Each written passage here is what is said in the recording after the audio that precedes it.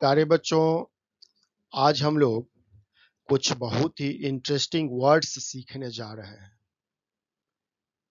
Interesting इसलिए कि parents तो हम लोग जानते हैं कि माता पिता को एक साथ पेरेंट्स कहते हैं, लेकिन यदि भाई बहन होंगे तो उनको सिबलिंग्स कहते हैं। सिबलिंग्स, भाई बहन को एक साथ सिबलिंग्स कहते हैं। जिस तरह से माता पिता के लिए दोनों, माता पिता एक साथ, माता पिता के लिए, मदर फादर के लिए पेरेंट्स वर्ड यूज करते हैं। इसी तरह भाई बहन, ब्रदर सिस्टर के लिए सिबलिंग्स वर्ड यूज करते हैं। Siblings, SIBLINGS।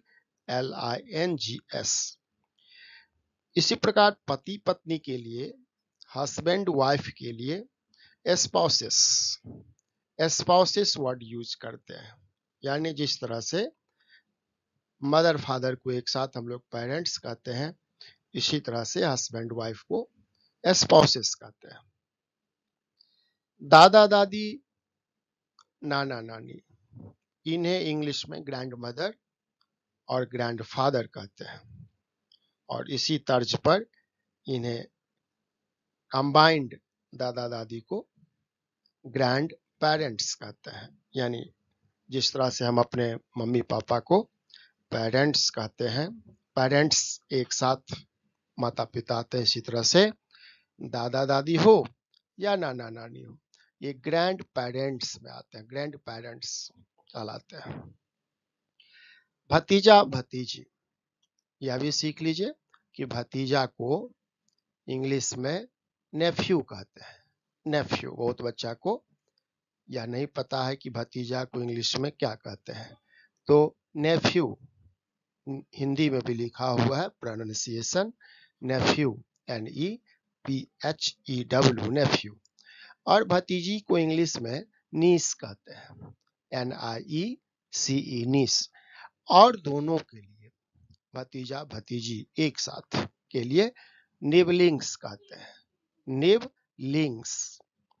इसी तरह से चाचा चाची के लिए एक साथ पिबलिंग्स कहते हैं, पिबलिंग्स।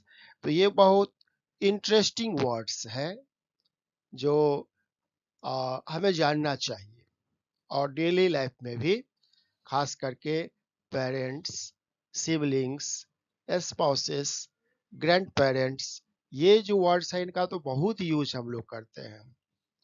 और निबलिंग्स और पिबलिंग्स कम यूज होता है, लेकिन इंग्लिश वर्ड है। और भतीजा भतीजी हिंदी में तो हम लोग करते ही हैं।